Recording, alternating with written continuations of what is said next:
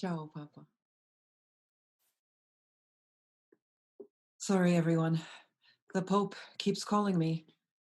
He's bored, like a lot of people are. If elderly people call you, or an elderly person that you know perhaps is home alone, please take the time to call them, when people are sheltering in place. Anyway, live from Vienna, Austria. It's Saturday morning. How is everybody? Over here in Vienna, we have been pretty much in lockdown for 2.5 weeks. So I haven't spoken face to face, my friends, except for when I'm Zooming. Have you discovered Zoom yet? Well, I discovered Zoom before it was cool to be using Zoom. I can say that. I was ahead of that curve. Anyway, I have not spoken to a person live face to face for over 2 weeks now.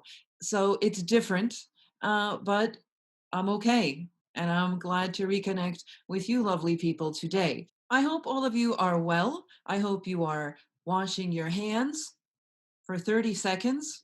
That's 7 Jesus prayers, my friends. 7 Jesus prayers while you're washing your hands. That makes for about 30 seconds.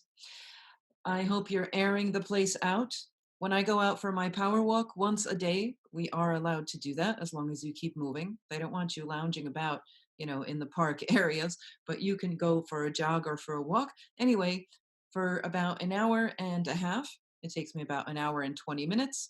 I open all the windows wide and I go out so the place is aired out. That's a healthy thing to do, so says the CDC, the World Health Organization as well. These are some of the tips they give us. When you come back from anywhere, first thing you do is wash your hands. Take off your shoes at the door as well. Before you touch anything, be washing your hands. You should hopefully have a supply of hand cream. You don't want your skin to get all rough, right? During this time and chapped. So take care of your skin. Those are the tips that you've already heard elsewhere, but I decided to offer them to you as well. Everybody, I have a special guest for you today. He is a dear friend of mine, Father Kirill Hovorun. He is a cleric of the Moscow Patriarchate, of the Ukrainian part of the Moscow Patriarchate. He is a professor at the Huffington Ecumenical Institute at Loyola Marymount University in Los Angeles. So currently he is staying at home, sheltering in place, or I think the policy in LA is being called better at home, over there in LA. So we're going to ask him how that's going for him, even while I shelter in place on the other side of the world in Vienna, Austria. So I hope you find the conversation interesting. The reason I'm interviewing Father Kirill is because I had a few questions about an article that he recently wrote online on a site called Public Orthodoxy. Check that site out and check out Father Kirill's article if you haven't heard about it yet. It's called COVID-19 and Christian Dualism. So he offers us some thoughts as someone very erudite and learned in Orthodox theology. So I would like to foster on this show, my beloved zillions, an ability, right, and the opportunity to learn from one another and to open certain topics for deeper understanding, things that maybe we took for granted, you know, certain sacramental theological issues that maybe we have either misunderstood or perhaps not misunderstood, but not articulated as to, how we understand to the extent that we can understand certain mysteries like the sacramental life of the church. We don't understand everything, right? And that's just fine. None of us do. But to the extent that we're invited to theologize, we can grow in certain understanding. I want to, before we talk to Father Kirill about his insights about, he talks about the whole topic of, when it has come up in very recent times, concerns for approaching Holy Communion when there is a danger of infection generally, in our cities and in the whole world really by the coronavirus. The issue, a very contested issue, has arisen whether the approaching of Holy Communion can possibly also pose, you know, uh, well, uh, a danger to be infected. So I think surrounding this issue is people's fear. In fact, it's been formulated like this: a fear to be labeled unfaithful, or that you don't believe in the body and blood of Christ, or of the real presence of the body and blood of Christ in the sacraments. So the posing of this issue in that way, I think, has caused simply a false posing of the question. It's not an either or of your faith. Number one, hygienic guidelines and following them is a matter of common sense, that regardless of your faith is a necessity. We don't tempt God. We're not reckless. Our Lord himself did not throw himself off of the roof of the temple when the devil was tempting him to do so, because he says, if you are the Son of God, that's like telling us, if you really believe in the Son of God, then go ahead, throw yourself out the window. Would we do that? Uh, Even if we had just received Holy Communion? If I want to pose this question ad absurdum, if I am just, like I truly have received Holy Communion and I am told, now go and throw yourself out the window, would I do it? No. But if there is a physical reality, which is and was in the life of the earthly mission of our Lord Jesus Christ, he truly was in the flesh, perfect man and perfect God. But as man, he didn't just seem to be, right. He was flesh and blood, and so the question being posed about the holy gifts is: are they truly material, or do they just seem to be these physical species? Do they become not physical species, but they seem to us to be physical? And are they, really material species that God is using? He's using bread and wine. It doesn't mean that it's not the body and blood of Christ, but he's using these physical, material species of bread and wine, and water is added. It doesn't cease to be on the material level, everybody, on the material level, bread and wine, truly being the body and blood of Christ. Do you get that? This is why certain material realities still, according to certain laws of nature, still happen to hold for the body and blood of Christ in the species as sacramentally they are used, of bread and wine. These are still physical realities, just like we approaching Holy Communion are a physical reality, even though there is a spiritual dimension to us, right?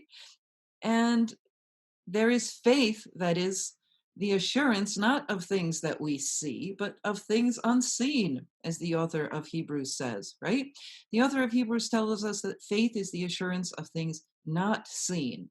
So the invisible reality is, this is the way sacraments work, my friends, through visible and familiar, uh, material realities, like water. Will you drown in the baptismal water if somebody holds you down under it? You will. It's not because the baptismal water is not salvific for us to, well, both die and rise again, which is what we do. We participate in the death and resurrection of Christ in holy baptism, but it doesn't cease to be water with its potentially, in the event, right? In the event that it's used a certain way, with its potential harm and danger to people. Okay, so the thing that we are charged with is not to tempt God and not to be reckless. But I want to remember a little story about someone's uh, a little bit distorted faith in communion in a different way, everybody, that was tested. It's a story, just listen up. It's a story that my mentor, Father Taft, shared with me many years ago. He said, sometimes people believe strange things about Holy Communion. Now, this was Father Taft, a very pious, very prayerful, and very, you know, huge liturgist. Liturgy was his whole life. Anyway, he tells me this story. He says, when he entered seminary as a young Jesuit, they were very young boys, basically 17 years old. There was another young man who entered the seminary in the same year.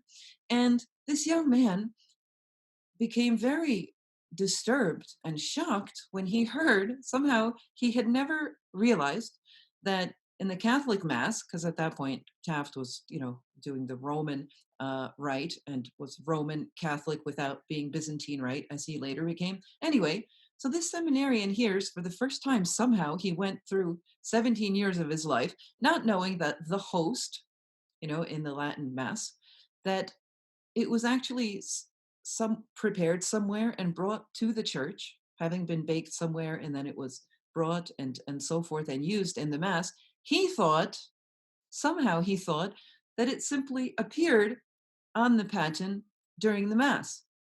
He thought it was this miracle in that sense, miracle that it would just poof appear, uh, you know, for the mass, in church. And he was realizing, listening to some, I guess, instruction or a class on the mass. I really don't know how he didn't notice that it was being brought from elsewhere. But Taft thought it was a funny story, which it is, I think, that he had always thought that. Now, because that's a false belief in the first place, uh, it's not testing, actually, it shouldn't be testing, right? This young man's faith to be told, no, it is baked elsewhere, it is brought to the church, and then it's sanctified.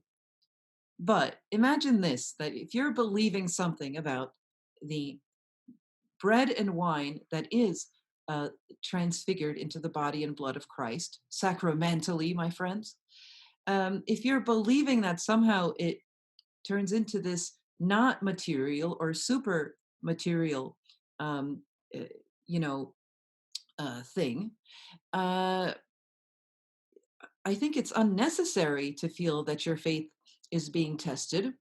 It's a false supposition in the first place, you know, and you shouldn't, your faith uh, is not being tested because nobody claimed that this is not material. It's not through the material that we commune in the body and blood of Christ. You know, does that story make sense to you why I'm mentioning it? It was a misunderstanding.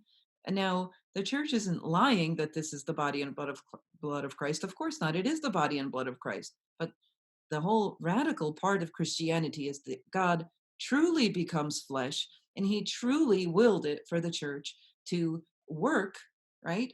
Sacramentally, and for his work to be continued to be done through the material.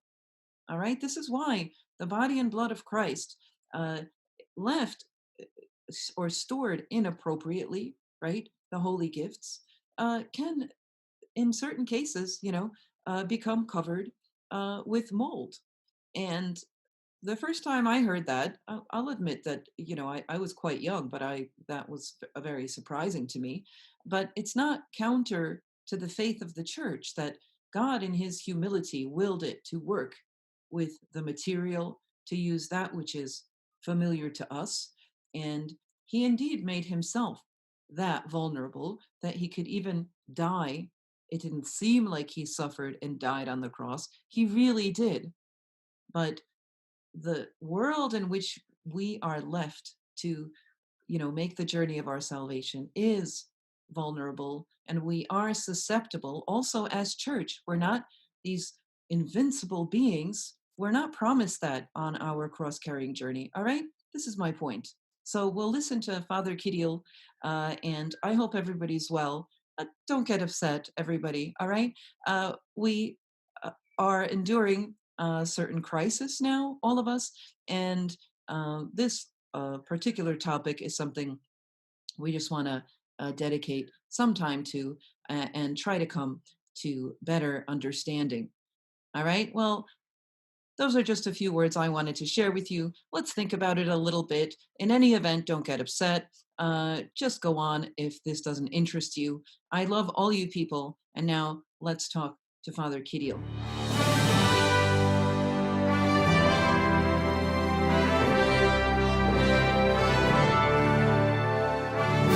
Hello, Father Kirill. Thanks for coming on.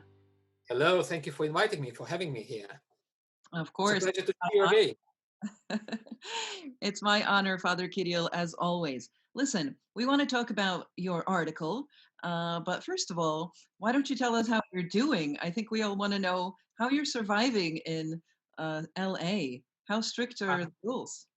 I enjoy myself being a recluse, at least for a short while, after long trips and many trips. And I'm at bay now.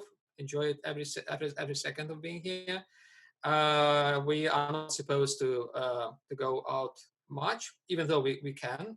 We have a regime which was imposed upon us, upon the inhabitants of Los Angeles by the state and by the city of Los Angeles.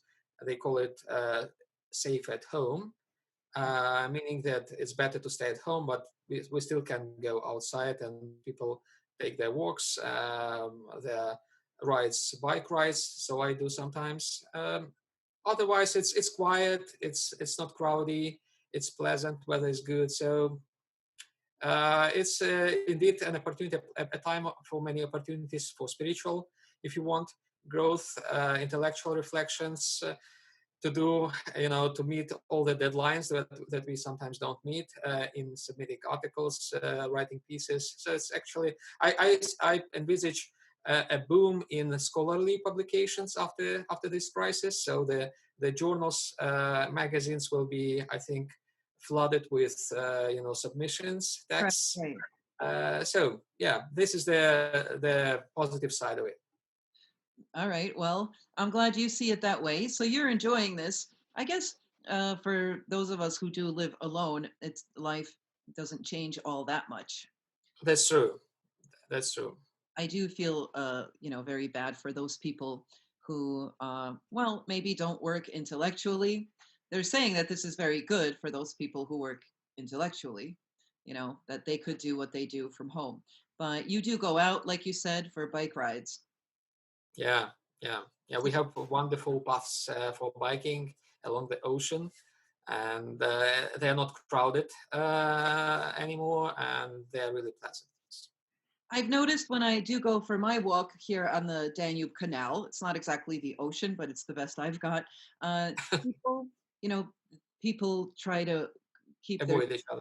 Yeah. But I noticed that there can be an unpleasant kind of just social feeling, especially if people like turn away from each other.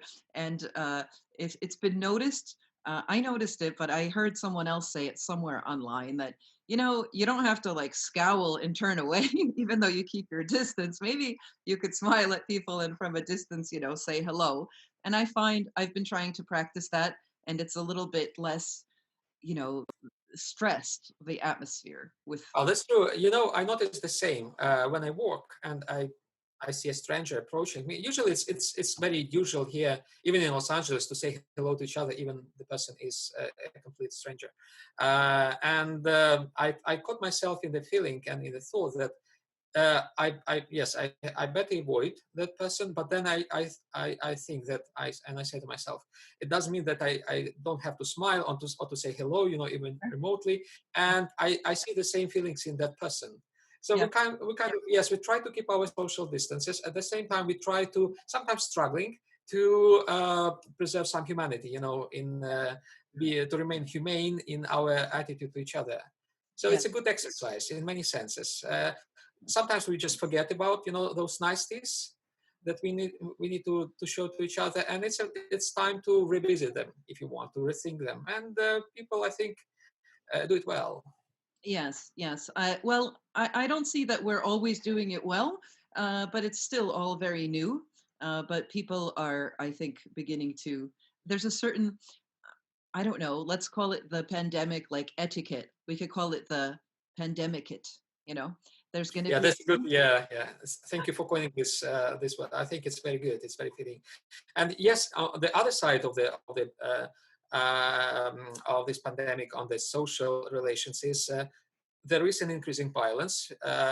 People, even in California, which is very kind of open-minded and so forth, there were cases when there were outbursts of aggression against, especially against Chinese people, and they were some of them were even beaten without indiscriminately, and those are bad things. And I think it's indeed it's a time of temptations. It's a time of for check ourselves, to check our spiritual kind of status, if you want, and to observe ourselves, to watch ourselves better, in order to avoid all those negative consequences of isolation, of restrictions, and to exercise and probably to add some good Christian skills as a result of this story.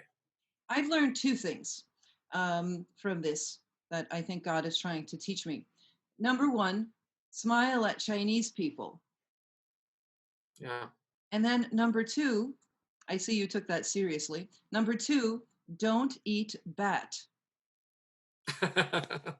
Yes, especially during the Lent, Well, which doesn't mean that we need to break the Lent necessarily, because to eat good can be a very lentil thing, right? you know, it doesn't matter how many times, I've had that sneaking thought, that urge, to go and just munch out, or pig out on one of those little juicy bats. But no Yeah. longer am I visited by this thought. It's just gone.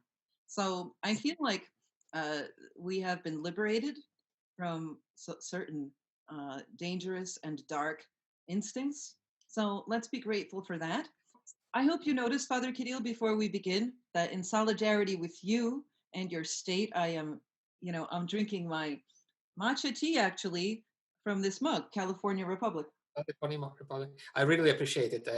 I noticed it, and I enjoyed that you chose this mug for this recording, for our conversation. In reciprocity, I just want to say that I'm also drinking my matcha. Though it's not a California Republic mug. I brought it from Japan, and I really enjoyed it during the Lent. It's really, well, Japanese food is usually very lentil and very ascetical, I would say. And I was inspired from your previous presentation. I follow your program, of course, and I also ask my students to follow your You, program. you Uh, thought recommend matcha tea? Yes, the program when you recommended matcha tea, and I also make, especially now that we have our teaching online, I make assignments to my students to watch your show, and they really love it. So thank you again for this opportunity that you give to my students. Well, thank you, Father Kirill. As a side note. I do pay you well, so I certainly hope you recommend my show. So listen, as we approach the topic of your study or your article, could you tell me some of your thoughts on this, I think, aspect of some people's approach to going, to insisting on going to church, and I'm not evaluating this right now as good or bad, and approaching Holy Communion, say, without safeguards of a certain type that our churches have now added to the rite. Um, some people seem to have this approach to it like it's a confession of faith, or like a martyrdom almost, to show that I'm going to show up and I approach Holy Communion as usual, as if this is a sign of witness or martyrdom. And if someone abstains, a little bit to suggest that that's a sign of weakness or lack of faith. Could you talk to this? Yeah, yeah. Thank you for asking this question. It's really important, and it really it's a concern for many people. I agree with you, and I also observe those concerns on social media and so forth. So it's important. I'd like to highlight 3 points regarding this. First point is that I think it's completely wrong to perceive such practices as a kind of martyrdom. It's not martyrdom. And I really, very unfortunately, I heard even voices that said that if you go and you get, infected and you die, this will be a death of martyrs. This is completely wrong. There is a basic distinction between martyrs and terrorists. If you allow me to bring this parallel, martyrdom is a very, it's not just a Christian thing. It happens in many other religions. In Islam, martyrs are known as shaheeds. In our language, common language, we perceive shaheeds as as terrorists, but they're essentially martyrs. And the original idea of martyrdom is that people are ready to sacrifice their own lives for the sake of their faith, of their beliefs. Right, and we know that many martyrs died in this way. Some of them didn't die, and we know them as confessors. They just confessed their faith. They suffered, but they survived, and then they are confessed and so forth. But it's the idea is the same, that I am ready, prepared to sacrifice my life for the sake of my faith, for what I believe. On the other hand, this idea has become distorted in terrorism, in religious terrorism, when people are ready to sacrifice their life for the sake of their belief, together with the lives of other people. So they take with them the lives of other people, either consciously, deliberately, or unconsciously, as I would say. So in this case, what we have a kind of inspirations. Well, people urge other people, go to the church, whatever it takes. Take communion there. Be in touch with other people. If you die, you will be a martyr. But essentially, what happens with the virus, you will take with you a lot of other people. You may not die yourself, but other more vulnerable people may die. And in my kind of classification, taxonomy of ethical deeds, this is formally speaking, this is terrorism. I know people don't want to kill other people, right? But they should know, and they know that they exposed to danger of dying other people when they do this, following the invocations to martyrdom, to confessing your faith and so forth. This is dangerous. This is terrorism, religious terrorism. Right. That is one point. Yes, if you want to comment on this, and I'd like to, and then I will pass to other points that I wanted to make. Thank you, Father Kirill. Now getting a little bit more specific about the topic of your article. Talk to us about how you see this belief that approaching Holy Communion can't possibly infect one with the virus. Yes.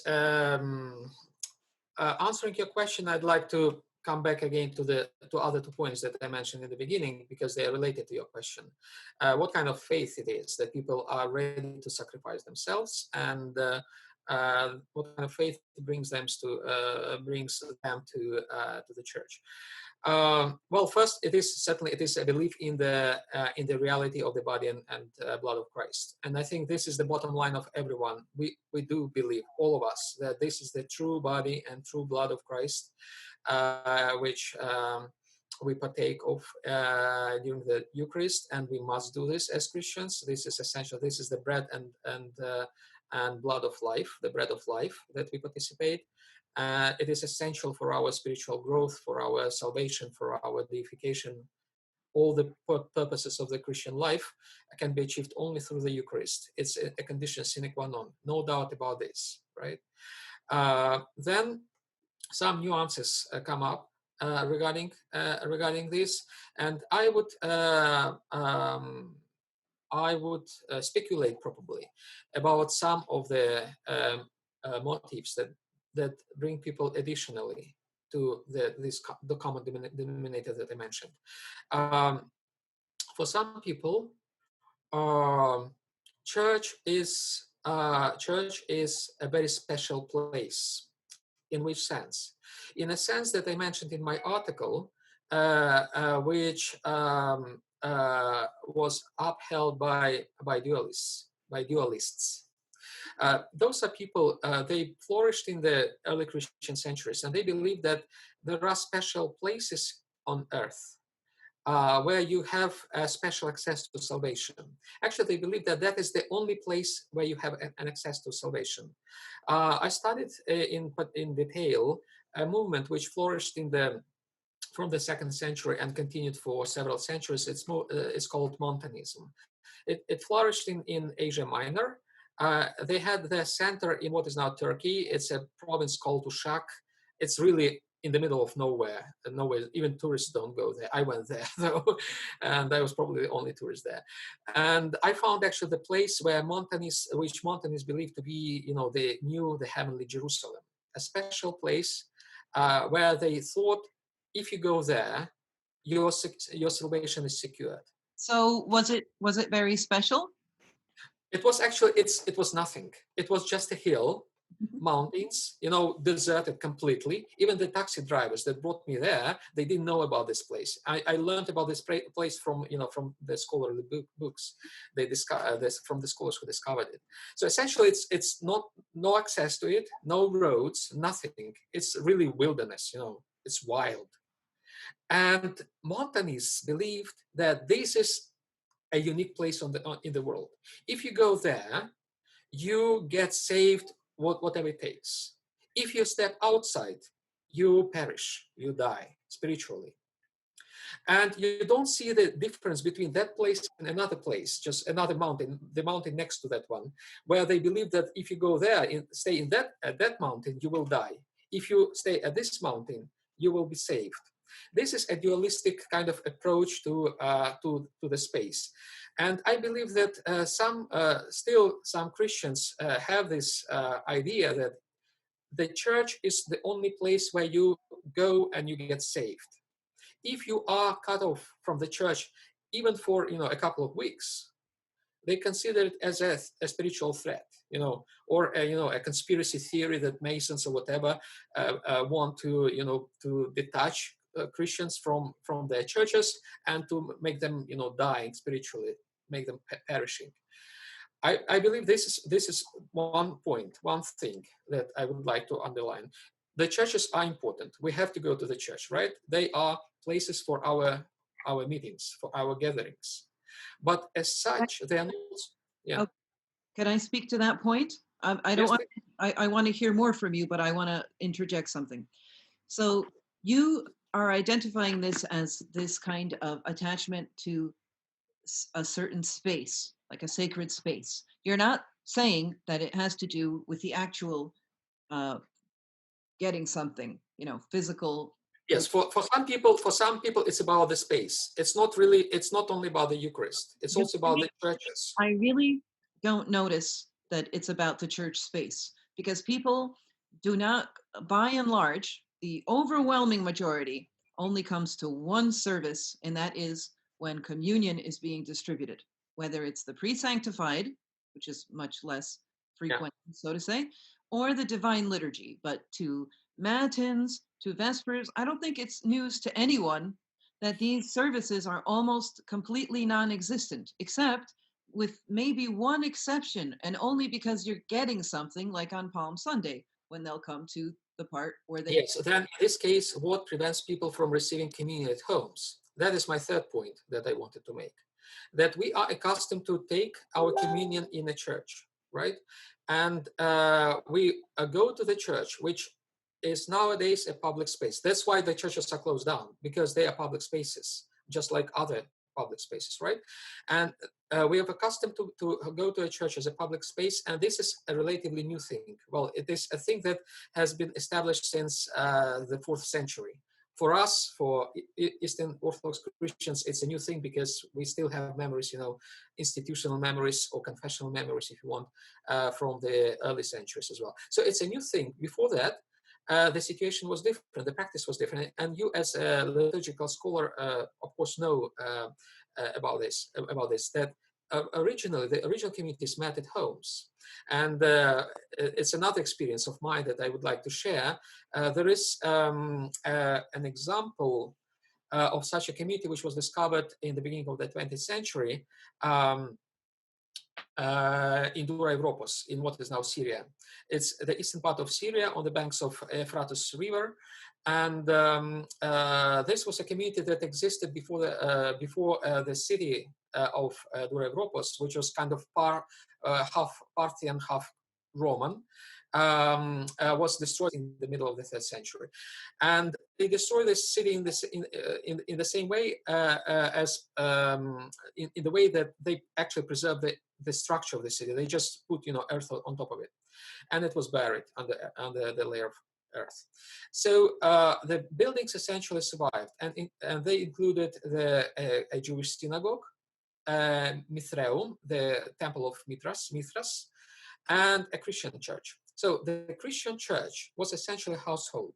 It was a home, private home, which was converted for Christian gatherings, for the congregation. They would come to the church, to that home, essentially, would take communion, be together, and then they would, go to their homes. But essentially, it was a home, and this was the same kind of home that apostles visited when they preached the gospel.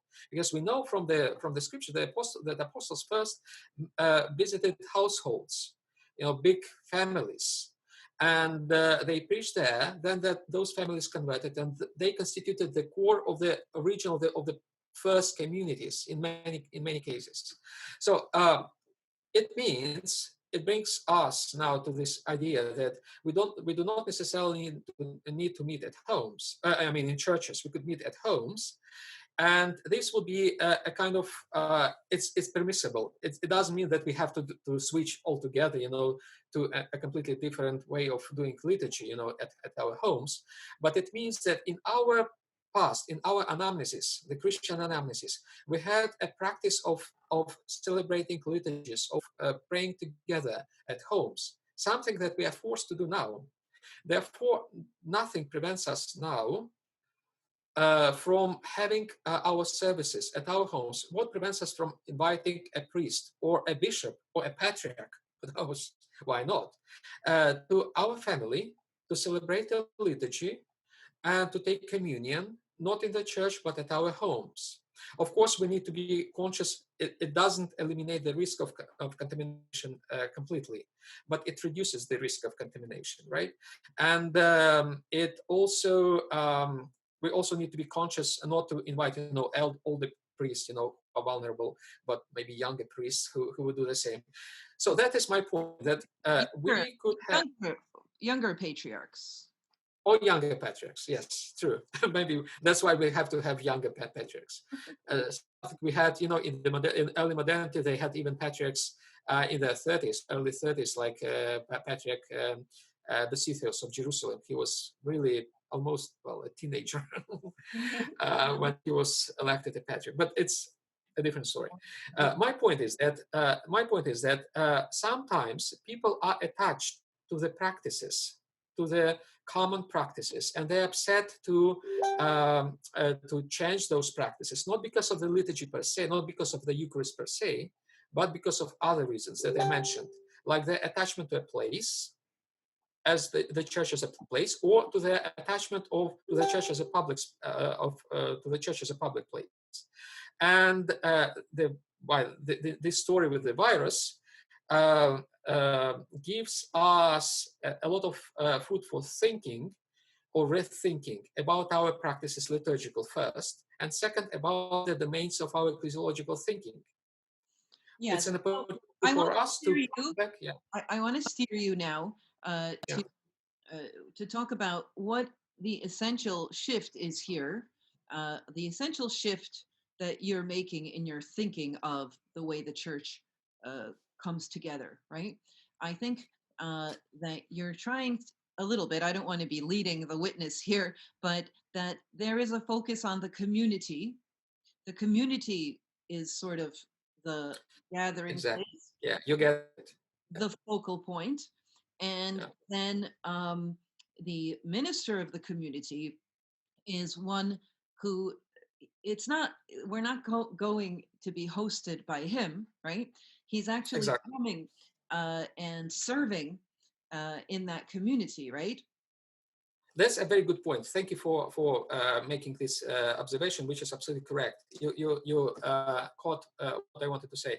That is the original meaning of the community in the first place, of the Christian community in the apostolic era. The community was the basis of the church, and all the ministries, including the apostolic ministry, including the apostles, imagine, including Christ himself, they served the community. Christ served the community of the apostles, effectively, and he taught apostles to serve other communities. And all the structures of the church, that is, He didn't have his own house. He said, you know, that's true. He visited exactly. He visited he have them. visited the houses of fathers, including Peter. At that time, the house of Peter, whom he visited, was such a place for a community meeting, right? It was a home. It was not the temple of Jerusalem in Jerusalem. It was just a private home. And this is a model for us in our times of trouble. And I think this is about the ethos of ministry, essentially. The original ethos of ministry was exactly to serve the community. Now, then, with the passage of time, it changed to the extent that the community became the servant to the ministry, and it is reflected even in the fact that we go to the church, to take communion. Not the priest comes to us to bring us communion, something that happened in the early age. I don't say that we Also, that would also, you know, mean more service from our part, because we have to be a host. You really have more work to do. You're exactly, yeah. the large burden of the work is on you, and your guest is honored, and but also, yes, he's serving, but in an increased way, perhaps. And again, I want to underline as we're talking about this that it's not like, yay, let's not have churches. It's not this iconoclastic, uh, No, dream. no, that's exactly, yeah, that's very correct. It's important to make this footnote. Yes, It's not about changing altogether everything. It's about um, accommodating ourselves to the challenge of the time. And my point is that in the past of our church, we have plenty of resources that help us to accommodate ourselves to the challenges of the time. right, It doesn't mean that we need to switch to new practices, to be obnobliencia, whatever. It means that we have plenty of resources in our past. Probably other traditions don't have the same richness as we do, and we just need to use them. right. That we might rediscover these good and wonderful things that we have, like church spaces, like the church structures that, for a time, for whatever reason that God knows is good for us, right, are were denied right now, on several levels, and that we might perhaps, yes, I think rediscover the essence of them, that might be lost because of the externals. Exactly, That exactly. was, Yes, yeah, we have accustomed to our customs so much that we lost the sense of them to a great extent. And now this virus thing, the epidemic, it gives us an opportunity. It does not secure, but it gives us an opportunity to reconsider many things and to revisit them and to rediscover the original meanings of many things, many practices, including liturgical practices, and including the very meaning of the Eucharist, after all.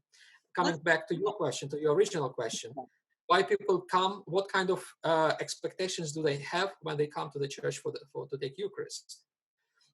Indeed, just like many have adopted those dualistic ideas about the place, they've adopted magic ideas about Eucharist.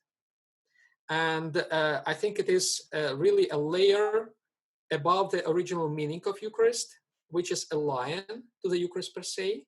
And which it should what be, what which is what it's a layer of senses, as it were, kind of meaning, which is above the original meaning of the Eucharist, which was added to the Eucharist in the centuries, afterwards, after the early Christianity, after Eucharist was established, and so forth. And I think some layers in our perception of the Eucharist are really a lion to the Eucharist, and this magic perception of the Eucharist is exactly an aberration of the original view about Eucharist that the apostles had, or the fathers of the church had. Moreover, in our own past, in very recent past, well, it's not the first epidemic that we have. We have many epidemic cases in our past, and we just need to rediscover how the church faced those challenges, those epidemics, right? And we even, from the 19th century, if you take the history of the Russian Empire, there were diseases, all sorts of contaminated, epidemic cases and things, and the churches, well, faced them in a very reasonable and sane way. They took all the necessary measures, to prevent from the dissemination, from the spread of the diseases, epidemics, viruses, and so forth. They didn't know about the reasons, of course, but they to the same extent as we do, but they really understood the danger, and they tried to contain those reasons of danger as much as possible, including the restrictions in the practices of distributing Eucharist and so forth. And no one said that, well, it's a sort of magic. You go, whatever it is, regardless what happens to you, and partake of the communion. And again, they knew about science much less than we do, and this is the paradox. We know about science much more, and still we are much more under the spell of this magic, and ignore science. This is really a paradox that I cannot explain. Could you So thing to another thing, it's yeah. okay. So I'd like for you to tell our viewers uh, how you pointed out that I want to get to the bottom of certain questions that I have about what you said. You pointed out about the dualism when you specifically took something like the virus, right? You talked about the virus not being ontologically somehow evil. Evil Yeah. isn't really a thing anyway, according to Christian traditions, both in East and West. Evil is not something that God creates, right? So evil has to be a free choice, right? Or at least a vacuum of someone not being interested in good. Now, that cannot possibly be true about, say, a mosquito, or even less so about a virus, right? So I want you to tell us about this. I'm beginning to tell about it. This idea that you have, and then the part that confuses me when you explain that there's a human being, there's another life form that is like a virus, and then I'm getting ahead of what you're going to say, No, no, but go ahead. No, that's good. It's helpful. Yeah. just let me complete that thought. It really confuses me when you say, and nonetheless, I myself approach, but I think whoever approaches should do it in full knowledge that if the virus is there and being passed on, which is possible, people should know that through Holy Communion, but I still approach knowingly. I don't understand this part, that if one understands that the virus can be passed on, why would you insist on I still approach? Then to me that sounds like some kind of martyrdom idea. Contradiction, yeah, yeah, contradiction, yeah. I see your point. Well, first of all, that is another wonderful discovery that we had to make as a result of this pandemic. The discovery of Christian Neoplatonism. It's well, it sounds like very jargon, of course, and people just would would turn off their monitors when I said this phrase, Christian Neoplatonism. But indeed, that was an interesting thing in the history of our tradition, which helped us to fight dualism in the past. Dualism was widely spread in both Eastern and Western Christianity. It was commonly a common belief, not just among the Montanists, but well, and not just among the Manichaeans, but it was widely believed in the congregations in the church in the past. I mean, late antiquity Give us primarily. a simple explanation of dualism, because I don't think everybody will follow this. Yeah, yeah. I explained it briefly in my article, but I have to do it properly now. Well, dualism is essentially about it's a black and white outlook at the world. When a person sees the world as being divided into two parts, one part is essentially ontologically good, and another one is essentially ontologically bad. The ontologically good part of the world is a part of matter. It's a matter which is kind of sanctified, which is purified, and the ontologically bad thing is a matter which brings us down. This dualistic this is an ancient belief which was prior to Christianity, and there were beliefs that the world was created by two gods essentially. Good God created a good part of the world, bad God created a bad, dark part of the world. It's in modern terms, I sometimes explain to my students, it's not like matter and dark matter, as the scientists sometimes say, because dark matter is still good matter, even though it is not recorded by scientific appliances. Uh, but the dualistic idea is the same, that there is dark part of the world, bad, essentially bad, which if you touch it, if you participate in it, you get contaminated with this darkness. You get infected or affected by this darkness. And that's why you have to avoid the bad part of the world in order to be on the good side of the world, in the good side of the world, as it were. And so this idea was fought by the church. This idea, nevertheless, was never won over. It always survived in the church. There were many ideas or many kind of phenomena in the church history which were underpinned by this dualistic idea. Like imagine in the West, the perception of the black people. Dualism essentially, I believe, underpins racism, because people believe that if you are a black person, you're you are of secondary kind of human being.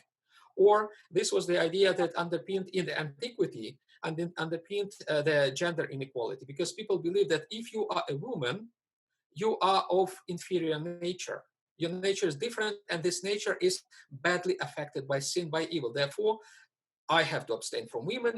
That was a motivation for many dualists, exactly because they were abstaining actually from all sort of carnal intercourses and food and stuff, because they believed that they abstained from them because they believed that they are essentially ontologically bad, and they didn't want Oh, to I be. have to mention that I didn't mean that bats are bad ontologically.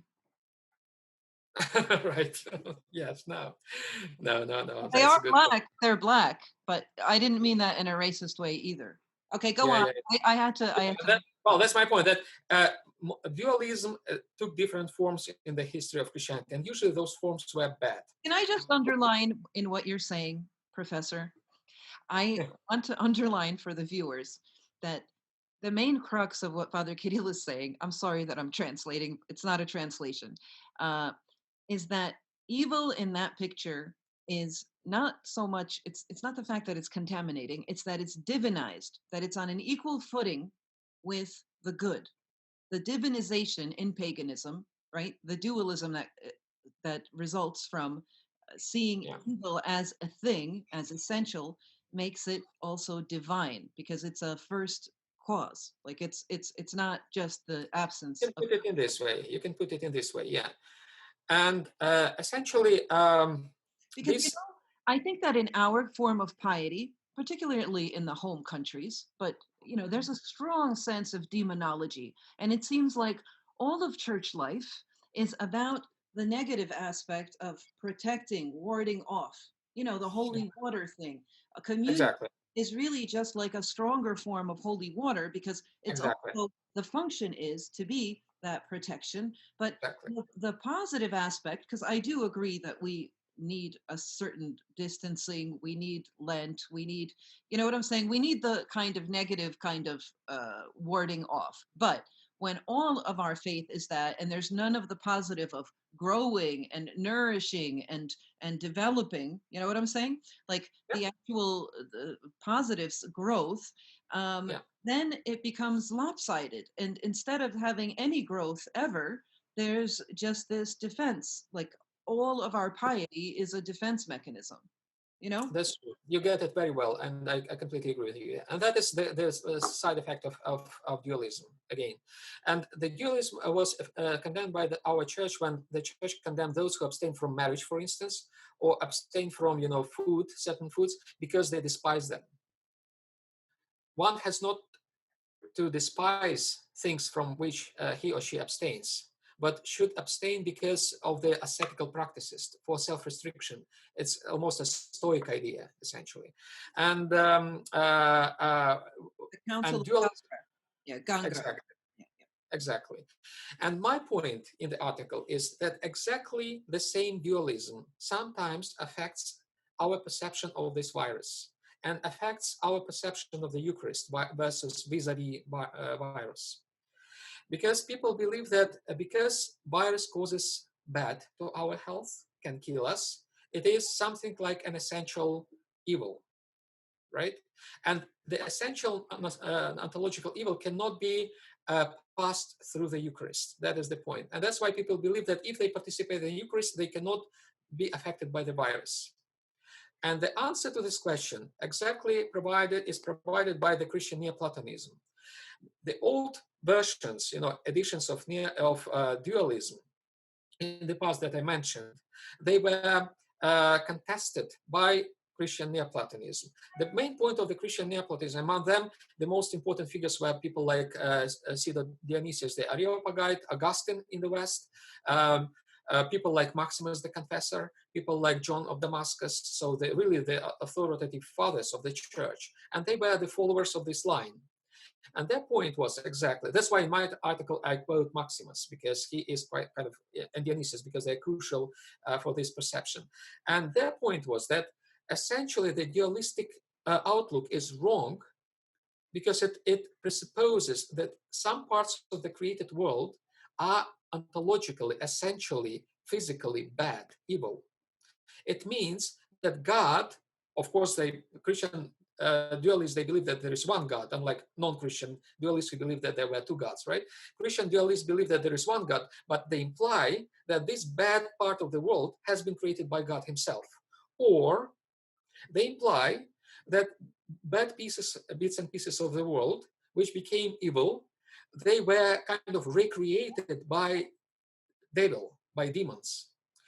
They presuppose creative power in demons. The demons can create things equally to God.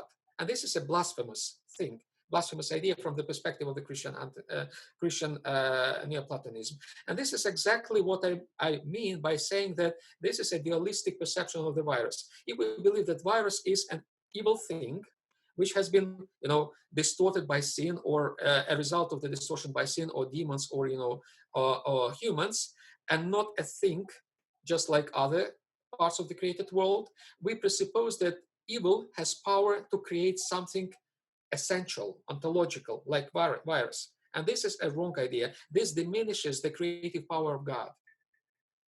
You see? That's why my point, and I just follow the line. It was so natural for me because, well, I studied Christian Neoplatonism. I read those fathers, and I was really surprised when I realized that people think that virus is a bad thing, as an evil thing. It's not. It's a part of the creation. It's a part of this world, and it should be treated as a part of this world.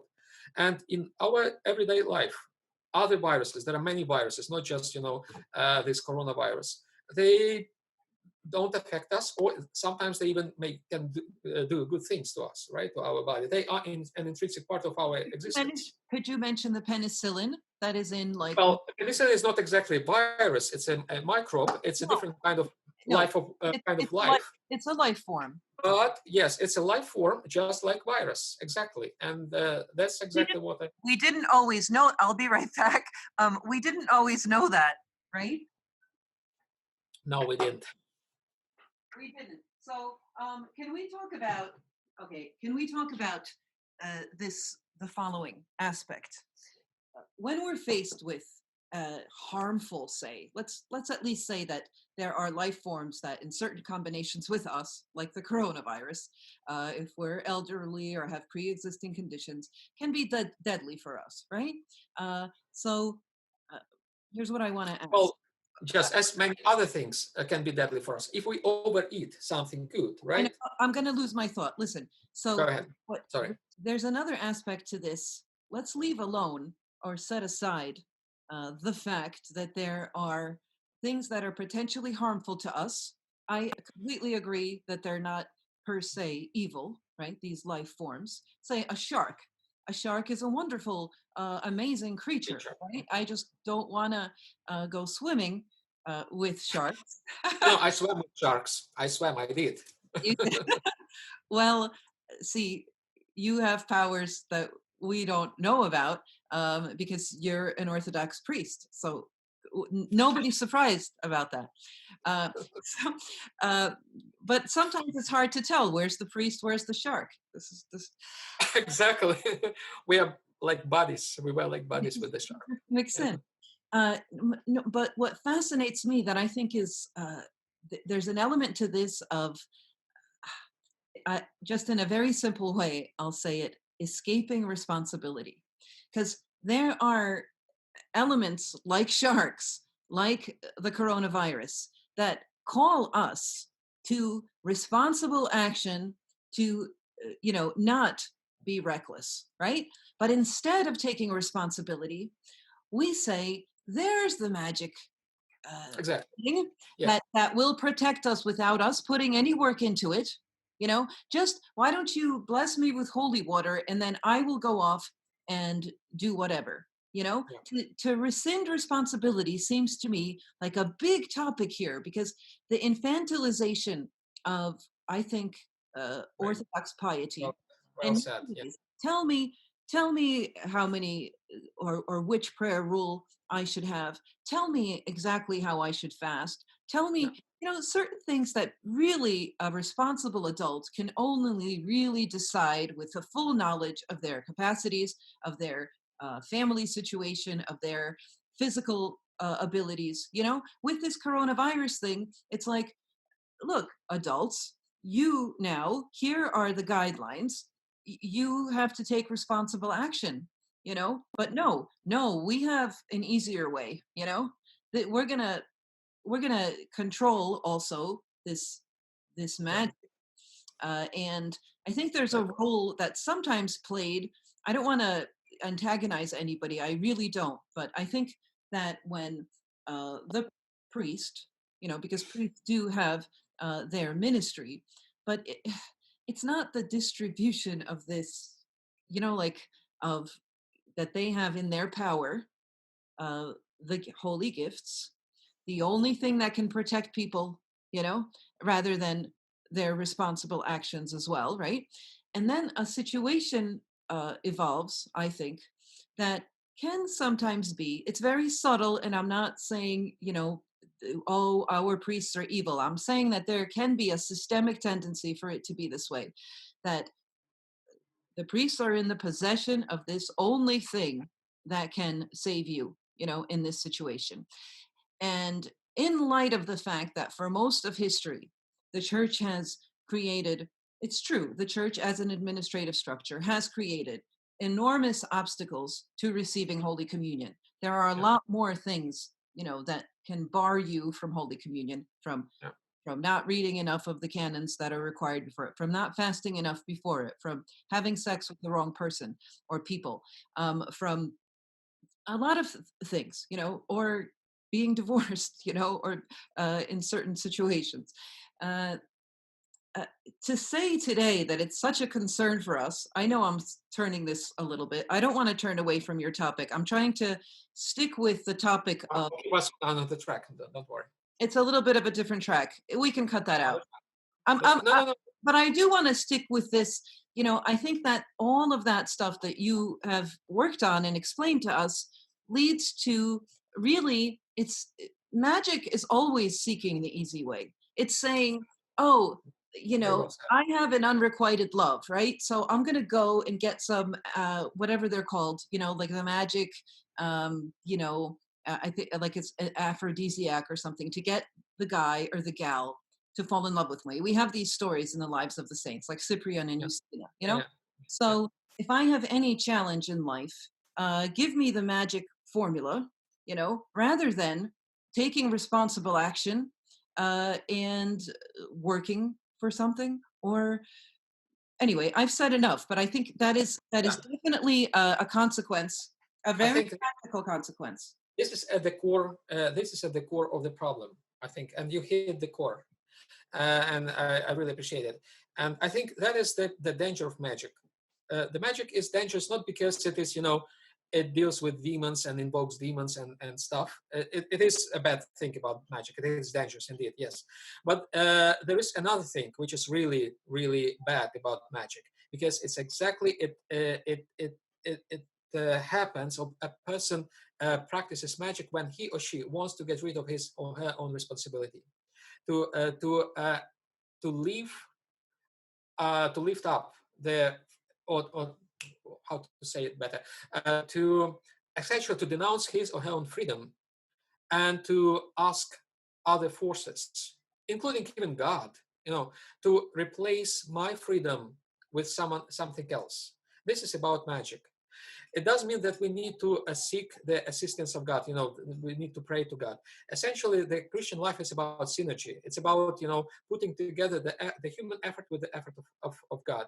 And I very love very much the image, a comparison which was given by Saint Paisius, the Hagiorite, the modern elder on Mount Athos. I really love it, and I usually quote it, that he says that all our efforts are about making zeros, drawing zeros, and all of them in sum give zero. But then God's grace comes and puts one in front of zeros, and then they receive weight. Magic is about just looking for that zero to be put. Let someone else draw that zero, excuse me, that one. We don't want to draw any zero. We just want to we wait for the miracle to happen, to put this one, and this one in sum will be only one. It will be a small thing. But if we add our own zeros, then this receives more weight. And that's essentially about the synergy. It's about responsibility. It's about uh, invoking freedom, one's freedom. Magic is a very anti-freedom thing. It's Yes, a very yes. anti-synergy thing. And It's it's essentially the way tyrants work, the way when people are living in fear, when people are disoriented, when people cease to really I think have the power or feel the power, they tend to look for that either a guru. Yeah, exactly. That's what I wanted to say, that we can have liturgical magic, it's one thing, but we can have also spiritual magic, which is guruism. Yes. When we get rid of our own responsibility, of our own freedom, we bestow our own freedom upon others, or we expect others to replace our own freedom with their will. This spoils me as a receiver, because it makes my kind of will atrophic, right? Yes. Disable it. And it spoils the other person, whose will becomes hypertrophic. This relationship between, say, a spiritual child, and a spiritual guru, it leads to the situation when the will of the child is really small, becomes really small, Yes. hypertrophic, and the will of the guru, Yes. elder, starets, whatever, priest, Yes. becomes really hypertrophic. Yes, And and both I think that what you're situations are saying, healthy. the kind of freedom and responsibility to which you are calling, and I guess maybe there's a latent sort of. Uh, I'm not sure it's always very relevant to mention ancient heresies, but sometimes it's helpful, like a monothelitism, a certain degradation of human will, of our capacity to make free and good choices. Uh, I want to say that somewhere I read in some article that was about your article, a very recent article, accusing you of actually the opposite, of being misanthropic somehow. I was very surprised because I read your article. I am fairly, educated in these things, and there's nowhere in your article that I see misanthropy. I think that his idea was, well, I think his idea was just, I don't know. It wasn't a high level article. I don't remember who wrote it. It's a name that says nothing to me, but it was, really seeing something in your article that wasn't there. And I think it's because, if we could get back to this, you said, that the human being, uh, that you, for one, would still approach Holy Communion, or maybe you said it elsewhere, but it was, I think he was willfully trying to set, distort and say, you're putting on the same level the The value virus, of a human life and of the virus, and that somehow he was twisting this to say that, you're changing the anthropocentric yeah, vision of anthropocentric. the world, Yeah, and that you're putting viruses in humans, and that somehow he was also twisting this to see that you're trying to make some like eco-friendly theology that somehow, and then it went like from yeah. here to And like it jumped. put me on the same scale with Patriarch Bartholomew, who is Yeah, also the Green Conscience. Bartholomew, that it was all this conspiracy to support the evil because it was like a Russian source writing this. In some Right. silly way, to me, in this time of crisis, oh my goodness, are we back there? I mean, I thought that these 2 weeks of the whole world now being, really just focused on the crisis of this virus, I thought maybe we will heal from those, like, those divisions that were seem to be the focal point of our Yeah. Yeah. church Yeah. existence. Well, that's a very good point, sister. I really wanted to just to stay on this a bit, uh, because the problem we are facing now. Now, let me do some kind of mystagogy, some mystical thing, or some spiritual speculations, if you allow me to do. I usually avoid them, Okay, but but do answer about the I, misanthropy. I will. But I want just to make this very short remark. Now we face the problem of deprivation of Eucharist, right? Something that we are discussing here. And the abundance of Eucharist that we had previously before the virus crisis is gone all of a sudden, right? We have scarcity of Eucharist, and we struggle, we fight, to get some Eucharist, right? That is essentially the longing of for many, and just let us remind ourselves where we were a couple of weeks before the crisis. We were cutting Eucharist in every direction. We were breaking relations, breaking Eucharistic communion with other churches, and we were essentially throwing Eucharist in the face of others. And my kind of very spiritual speculation, very unhealthy, mystical explanation of that, this may come from God.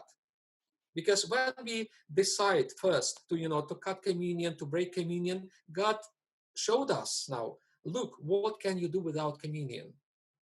Think about this. Don't do it again. And this is for us probably a lesson, an opportunity to reconsider our decisions about breaking communion, and not to be kind of crazy, stupid people as we were in Well, doing that. okay. Well, just you hold on, Mr. Gaji. I think I have to cut that out, right? Um, I don't like when we're too specific about why God is doing this. You understand? Well, Like, I know this. Yeah, I usually do it so myself. I, That's I, why I I know. allowed myself this weakness. No, no, no, no. I just want to say, we all have our own pain. Also, well, not everybody, but in that whole church politics thing. Yeah, So for either side to slip into, this is why God did it because now you can learn your lesson. That's yeah. not good. I'm not going to put I this in. know, I know, I know, I know. That's why I confess this is my weakness. This is my wrong idea, but that's what I Well, think. no, it's not. I'm not even saying that it's not true because maybe that's exactly true, right? But I think the church has been actually throwing Eucharist, weaponizing the Eucharist for centuries, not just because of this. The church has been using it to wield control over people. That's It correct. has That's been true. That's true. excommunicating. Nobody seems to care that I pointed out in my video. All of this is getting That's thrown true. out, but about considering women after Yes. childbirth as Yeah. unclean. Yeah. Now they're all worried. Oh, we're not feeding our people for 2 weeks. Please, that's total hypocrisy. And that is again, we started thinking about this again now in the wake of the crisis. Well, people It's don't want to think in the direction of women. Nobody's saying that. That was just like not, but what you said other it. people said. Yeah, I You said it. were the, Who cares? I'm you just were the instrument of God, probably. Aki Żenanie Mocznaya, as it says in that ex officio, you know. So But I want to return to your original question. Why I seem to contradict myself by saying that on the one hand, you can get infected through the Eucharist. On the other hand, you have to approach the Eucharist as I suggested. Well, I don't mean necessarily to go to the church for the Eucharist in the usual way as we do, which is really risky for your health. But I think new practices can be applied in receiving Eucharist, like inviting a priest with pre-sanctified gifts, or to invite priests to celebrate the liturgy at home. This is also an option to approach the Eucharist. The point is not to go to the crowded places, and I think this should be avoided. My point is to participate in the Eucharist anyways. Or another option would be to keep Eucharistic gifts at home, just to invite a priest to bring some spared extra, pieces of the Eucharist to your home, and to keep those pieces at home, and then to take communion of them. Why not? Well, This is also about approaching Eucharist. yes, but the idea of having just partaking of the Eucharist but not celebrating it is it's it's sacramentally strange. I think these practices of not just celebrating, but primarily of partaking of the Eucharist, right? Without even celebrating the Eucharist, is very. These practices are appropriate for the period of the Lent, when we know we celebrate, which is not really a celebration, right? The liturgy of the pre-sanctified gifts. We know the practices, the original practices, when the fathers and mothers from the monasteries would go to the desert. We know the story of Saint Mary of Egypt, who never celebrated a Eucharist. She Nor participated. nor I mean, in the desert. Yes, to yes. partake. Before she repented, she participated in the celebration, right, in Jerusalem. But then in the desert, she never attended a liturgy. And, Someone else brought the Eucharist. and she never partook of the holy gifts either for 48 years. So I'm just Exactly. thinking, if we had a healthy awareness of our need for repentance, at least we always talk about it, right? We're supposedly a repenting church, right? Right. And why is it so impossible for us simply to accept this sort of epithumia for now? Mhm. Uh, she did it for 48 years, and I think a lot of us would agree. Anyway, I should only speak for myself, but I think she was probably more uh, better prepared, at least after a year or two, Right. totally, in the desert, to approach. And yet she didn't for 48 years. I'm not saying that this is the way we would plan it or the way we would want it, but we haven't planned it. And I just think that this kind of, you know, uh, I don't know, one senses almost, you know, one senses almost a panic, that we're Yeah. being barred. I'm just thinking, are we a little bit in denial, of how we approach this? And this Yeah. insistence on these translated live services, to me, it's like, why wouldn't the laity now finally pick up the tools of the hours of monasticism being a lay movement in the first place, was substituting all the time those cathedral services, those church services, with doing this on their own. And I think that it raises what we fear so much, our responsibility, you know of picking up and connecting with God as he's given you to do it at this time. Again, I'm not denigrating church service, but it's not disappeared because you let's back up. I'm sorry, but you hear what I'm saying? I think it's a priest centric uh It is. It effort. is very much. It is very much, and it is so. And that's, well, I consider really this crisis as, well, providential, if you want, because it gives the church, us, many opportunities to rethink things that we thought are basic, and they are not. And in effect, they became distortions in the course of the They became centuries. what? Distortions. They became Distortions. distortions. Right, right, So right. the distortions became a norm. And I think this crisis now gives us an opportunity to reconsider those distortions, which became norms, and to go back to the norm. That's why Uh, a crisis is a good thing. A crisis is exactly. indeed a crossroads it comes from krinion, right? To discern or Exactly. decide. A crisis forces us into a decision that can either be very good for us or very Yeah. bad. We make a decision to grow because one of the definitions of crisis uh, is that I like. I know there are many definitions of crisis, like there are many definitions of tradition. Every Right. who talks about it comes up with Yeah. some new definition. But anyway, the crisis definition that I found somewhere, I don't remember where, was when old forms still exist in a system but have ceased to fulfill their original purpose. So that you can have a marital crisis because the external, form is there, that Yeah. Yeah. and Yeah. But not the original feelings. Yeah. not the Yeah. original Exactly. feelings Well, and the original obligation or whatever sense of purpose. But in a systemic way in the church, I think certain of our sacraments might externally and indeed they're functioning, uh, but they're not fulfilling their purpose either because we have forgotten the symbolic language. We have lost connection with what the tradition is revealing to us because a sacrament is a symbolic representation of a truth of what God has done for us and continues to do. But if I don't get it, it's not only intellectual, I mean, but I might even have replaced it with a whole, like a different source actually of its power, yeah. very subtly. And so we're forced to rethink certain things. And I don't think that we should be upset about it or, Oh, immediately angry, even that it would be discussed, say, by someone like Father Kirill or myself. It's not, uh, these questions are organically arising out of a God given situation. And the fact that we're discussing it, I would urge us really not to react to this by being upset, but simply deepening and with a little patience, right? Hypomone, a little bit sitting back, remaining behind a little bit with not exactly perhaps understanding, but let's take pause, is what I'm thinking. Father yeah. Kirill, could you please give us a few additional thoughts and we're going to wrap it up?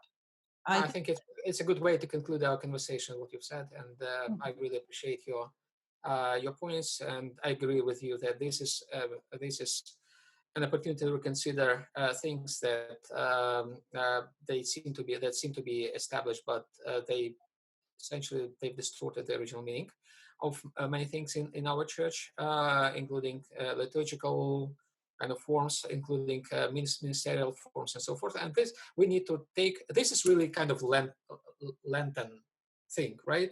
Because in the Lent we have to reconsider things that we've accustomed to. This is exactly what is happening. This is probably the only proper Lent that we have had for maybe for centuries, Right. right? And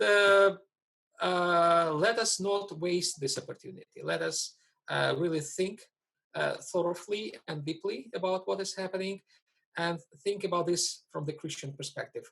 Let us think about spiritually and theologically in a very Christian way, and then we will be benefited immensely. There will be a resurrection, certainly. We will celebrate this resurrection, not just the resurrection of our Lord, but also the resurrection of our minds, of our souls, and everything that is the purpose of the land. Yes, thank you, because I share that hope with you, Father Kirill, and uh, you've encouraged me personally in your approach to this. And I have spoken to you on one other occasion already throughout this self-isolation, and I find your attitude to be both encouraging and healthy, and I thank you for your time. We did have some technical issues a little bit with Father Kirill getting this set up, but it's all turned out fine. Everybody have a blessed this weekend, whether it is the third weekend or the fourth weekend of Lent for you. We have all sorts of calendars floating about in the coffee, universe. I'll say that very humbly. So I'm saying goodbye, Father Kirill. You take care of yourself. Stay safe. Thank Stay you. home. And Be well, be safe. wash your hands for hours and hours, everybody. All right. Bye, everybody.